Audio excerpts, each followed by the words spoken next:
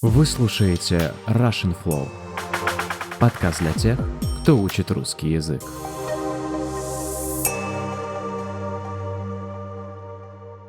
Друзья, всем привет! С вами подкаст The Russian Flow, и сегодня мы продолжаем разбирать причины, из-за которых большинство людей, которые начали учить русский язык, так никогда и не заговорят на нем свободно. Если вы пропустили предыдущий выпуск, то обязательно включайте и его. В нем мы уже рассмотрели первые 5 причин.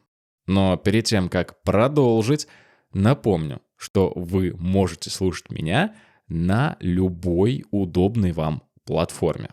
YouTube, Spotify или Apple Music, как вашей душе угодно. Наш подкаст доступен буквально везде. Обязательно не забудьте подписаться.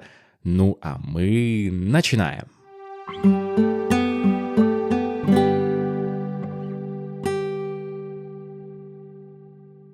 Шестая причина, из-за которой русский для многих так и останется непокоренным языком, это его слабая интеграция в повседневную жизнь.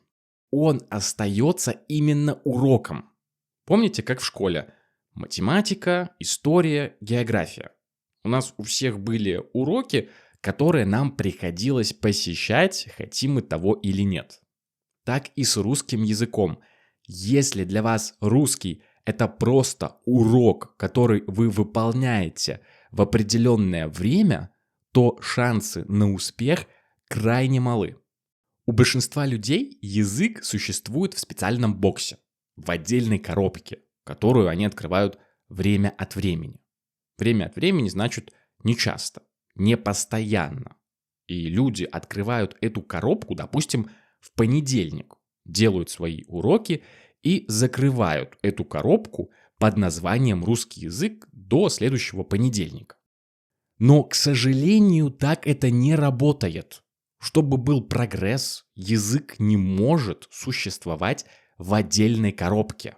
Он должен проникать во все сферы вашей жизни, независимо от того, чем вы занимаетесь.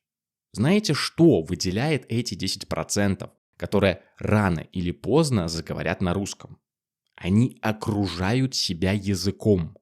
Они делают так, чтобы видеть и слышать русский язык постоянно. Уже набивший оскомину совет поменять язык на телефоне – лишь верхушка айсберга. Набивший оскомину значит, что что-то уже очень надоело до такой степени, что это вызывает раздражение или скуку. Совет поменять язык на телефоне встречается, мне кажется, так часто, что он уже просто набил оскомину, то есть надоел. Необходимо не только менять язык на телефоне, но и внедрять язык куда только возможно. Подкасты, сериалы, блоги, YouTube, книги, приложения на телефоне, игры.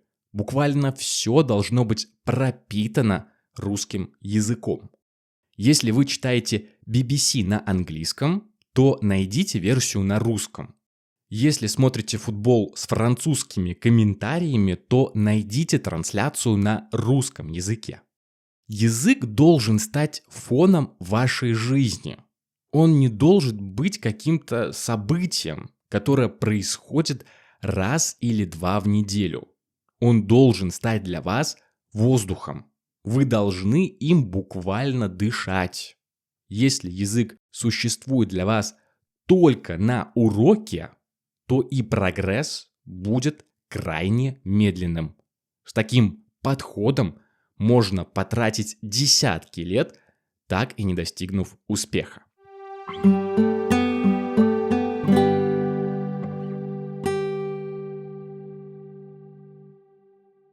Седьмая причина, наверное, моя самая любимая, кроется в завышенных ожиданиях и нетерпеливости. Нетерпеливость – это когда человек очень чего-то хочет, но при этом он не умеет ждать. Он хочет чего-то быстро, чтобы все случилось прямо сейчас, и ему очень трудно ждать момента, когда придет результат. Знакомо? Я думаю, что да. Простой эксперимент. Зайдите на YouTube и посмотрите на количество роликов с названиями по типу «Я выучил китайский за 3 месяца» или «Заговори свободно на арабском за неделю», ну или «Как выучить корейский за 5 дней». И самое обидное, что люди действительно на полном серьезе в это верят. Они ведутся на идею, что язык действительно можно выучить за несколько месяцев. Поэтому покупают курсы, проходят их и думают, что дело в шляпе. Фраза «дело в шляпе» означает, что проблема или задача решена, все классно, все получилось. Проще говоря, это когда все сделано и больше не нужно ни о чем волноваться. Но как только вот такие люди сталкиваются с настоящей живой речью носителя, они быстро осознают, что все это было зря, потому что абсолютно ничего не понятно. И вот тут-то и наступает разочарование. В голове начинают крутиться мысли, мол, я очень глупый, русский язык очень сложный, мне никогда его не выучить, поэтому нужно бросать. Друзья, изучение языков – это невероятно долгий путь, который невозможно пройти за несколько месяцев. Первый год вы будете чувствовать себя абсолютнейшим идиотом, который ничего не понимает. И это нормально. На второй год вы будете чувствовать себя чуть более уверенным в себе идиотом, ну а на третий год вы поймете, что шутки в русских сериалах как-то вдруг стали смешными. И заметьте, о каких временных промежутках я говорю. О годах и ни в коем случае не о месяцах. В вашем процессе изучения языка наверняка будут периоды, когда вы будете чувствовать, что стоите на месте, и никакого прогресса нет. Периоды так называемого intermediate plateau. Уж поверьте, я знаю, как они могут бесить и выводить из себя. Но и они тоже нам нужны, чтобы мозг переварил и закрепил ту информацию, которую вы уже потребили. Если вы ждете чуда за 3 месяца, то оно никогда не случится. Давайте лучше думать о результате через 3 года, и тогда наш каждый маленький шаг в сторону fluency будет для нас радостью, а не разочарованием.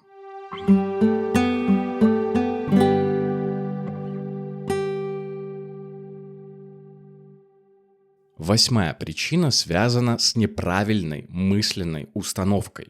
Она скорее психологическая, но при этом она встречается у подавляющего большинства людей, которым не удалось выучить ни одного языка в своей жизни, кроме, конечно, родного.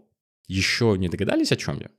Не буду вас томить ожиданием, я говорю про убеждение, что у человека нет способности к изучению языков.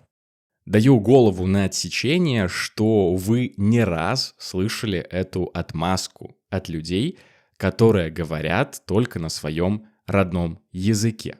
Фраза «даю голову на отсечение», кстати, означает, что я очень уверен в своих словах и готов даже рискнуть жизнью. Настолько я уверен в том, что я говорю.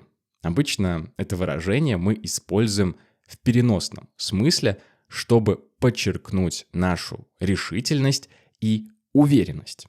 Так вот, я абсолютно уверен в том, что вы точно слышали это оправдание к неспособности учить языки. На самом деле это все глупые отмазки. Это те объяснения, которые люди придумывают, чтобы снять с себя полную ответственность за то, что происходит в их жизни. Потому что способности к языкам есть у всех, кроме людей с реальными проблемами со здоровьем. У людей, которые не могут запоминать новую информацию, ну или имеют проблемы с речью или слухом. Когда кто-то говорит, что у него нет способностей к языкам, Он просто перекладывает ответственность с себя на природу, на генетику, ну или что-то еще. То есть этот человек просто ищет оправдание, чтобы ничего не делать. Как вы понимаете, это очень удобно. Не нужно стараться, не нужно прикладывать усилия, чтобы чего-то достичь. Просто спихнул все на отсутствие таланта и можно отдыхать. На самом деле, если у человека не получается выучить язык, это просто значит, что в его обучении есть те ошибки, которые мы с вами разбираем. И вместо того, чтобы эти ошибки проанализировать и исправить, он просто ленится и придумывает себе оправдание. Пожалуйста, перестаньте вешать на себя ярлыки. Любые способности, которые у нас есть, это результат нашего труда. Мы не рождаемся великими полиглотами, астрофизиками или шахматистами. Нет, мы учимся, чтобы такими стать. Не нужно постоянно твердить, что вы чего-то не можете сделать. Лучше спросите себя, что я могу сделать, чтобы все получилось. А про утверждение «у меня нет способностей к языкам» давайте, пожалуйста, забудем.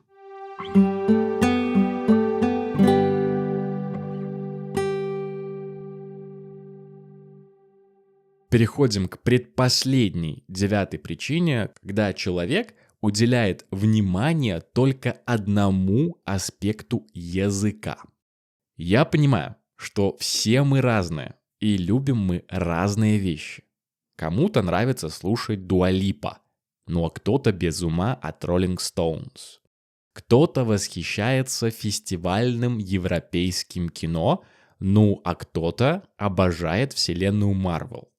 И это здорово, потому что не должно быть одинаковых людей и одинаковых предпочтений в музыке, кино или литературе. Почему я об этом говорю? Да потому что с языками происходит то же самое. Кто-то любит слушать подкасты, кто-то читать книги, кто-то переписываться с друзьями из других стран, ну а кто-то терпеть не может подкасты и книги и сразу начинает с общения и практики говорения.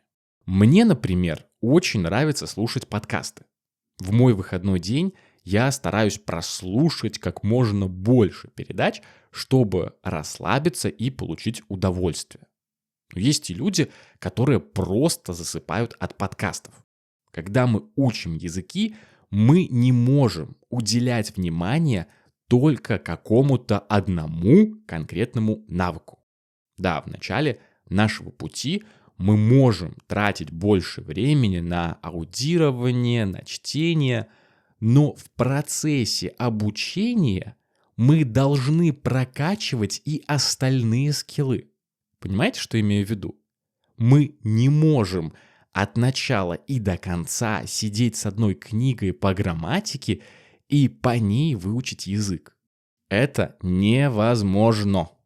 Опять приведу мою любимую аналогию с тренажерным залом. Заранее прошу меня простить, потому что, как мы говорим, у кого что болит, тот о том и говорит. Эта фраза значит, что человек обычно говорит о том, что его больше всего тревожит или беспокоит. Меня в данном случае ничего не тревожит, но так как я очень люблю заниматься спортом, то и примеры привожу вот такие. Так вот, нельзя прийти в спортзал и качать только бицепс, и при этом игнорировать ноги. Знаю, что многие мужчины так делают, но это тема уже для отдельного разговора. Что касается языков, то нельзя прокачивать только грамматику или словарный запас. А аудирование и общение с другими людьми боятся как огня. Нет, нужно развивать все и сразу. И грамматику, и словарный запас, и говорение, и аудирование. И только с таким подходом у нас получится выучить русский язык. Запомните, как и в любом деле, в изучении языка важен баланс.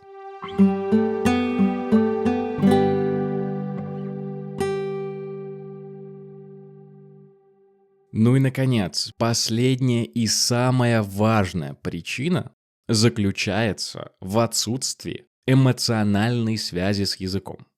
Постараюсь пояснить максимально просто, что это такое.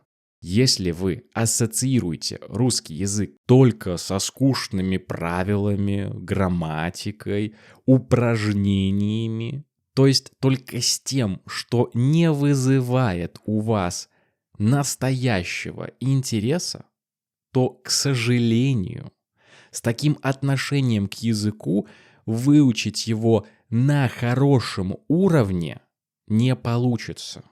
Если русский язык не задевает вас за живое, то есть не вызывает у вас сильных эмоций, то добиться максимального результата будет очень сложно. Если русский язык для вас связан только с заучиванием падежей и скучными уроками, вы рано или поздно бросите. Обязательно бросите. Потому что, как я говорил в предыдущей части, наш мозг очень ленивый и будет постоянно избегать неприятных эмоций и скуки. На одной силе воли выучить язык нельзя, как бы мы этого не хотели.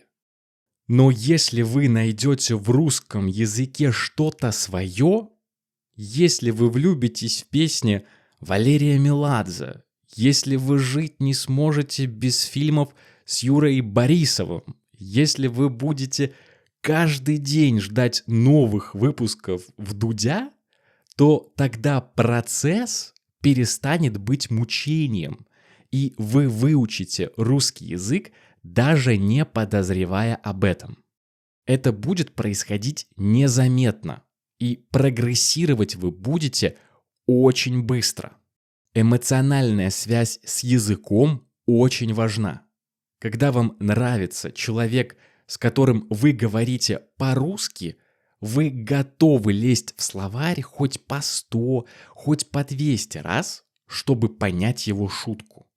Когда вам нравится песня, вы готовы разбирать ее по словам, не обращая никакого внимания на время. Без настоящего интереса язык, который вы учите, становится рутиной, скучной рутиной, которую вы будете избегать при каждой возможности. Но с влюбленностью в культуру, с желанием узнавать все больше и больше о русскоязычном мире вы просто обречены на успех. Поэтому, пожалуйста, найдите свой источник радости и вдохновения и учите русский язык с удовольствием. Спасибо огромное, что дослушали вторую часть этого большого эпизода. Если вы узнали себя в каких-то пунктах, то, пожалуйста, не расстраивайтесь. Все хорошо. Главное, что вы здесь и слушаете этот подкаст. Значит, вам нравится русский язык, и вы готовы тратить свое время на его изучение. А ошибки есть у всех. Мы здесь с вами, чтобы учиться и исправлять эти ошибки. И мы их обязательно исправим. Подписывайтесь и пишите в комментариях, какая из этих 10 причин ваша самая большая боль.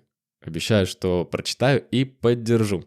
Встречаемся через неделю. Всем пока, скоро услышимся.